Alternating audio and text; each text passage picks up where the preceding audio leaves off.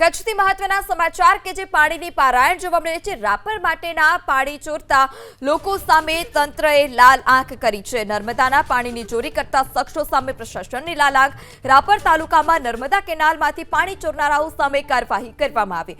નર્મદા કેનાલમાં ગેરકાયદેસર પાણી ખેંચતા લોકોની જે બકનળીઓ હતી તે કાપી નાખવામાં આવી। 1 એપ્રિલથી નર્મદા કેનાલમાં સિંચાઈ માટેનું પાણી બંધ કરાયું છે।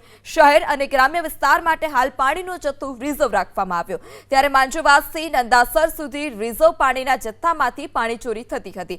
વધુ માહિતી સાથે સંવાદદાતા હર્ષદ પણ ફોન લાઈનથી જોડાઈ ચૂક્યા છે। હર્ષદ, જે પાણી ચોરી કરતા જે તત્વો હતા તેમની સામે પ્રશાસને લાલ આંખ કરી છે।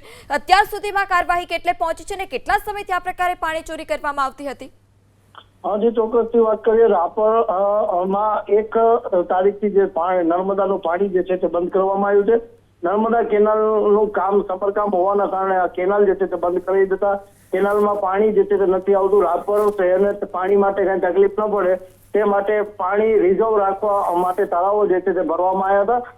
તળાવ ભરવામાં આવ્યા, પરંતુ આસપાસના ખેતરોના ખેડૂતો જે છે તે પાણી ચોરી કરતા હોવાની ઘટના જે છે સામે આવી હતી। પરંતુ ગઈકાલે પાણી ચોરતા લોકો સામે તંત્રએ જે છે તે લાલ આંખ કરી છે। ખાસ વાત કરવામાં આવે, માંડુવાસથી નંદાસર સુધીનું રિઝર્વ રાખેલા પાણીમાંથી કેટલાક રાજકીય વર્ગ ધરાવતા લોકો બેફામ પાણી જે છે તે ચોરી કરી રહ્યા હતા। વહીવટી તંત્રના ધ્યાને આવતા તંત્ર જે છે તે હરકતમાં આવ્યું હતું અને જે ગેરકાયદેસર નલી હતી તેને કાપી દેવામાં આવી છે।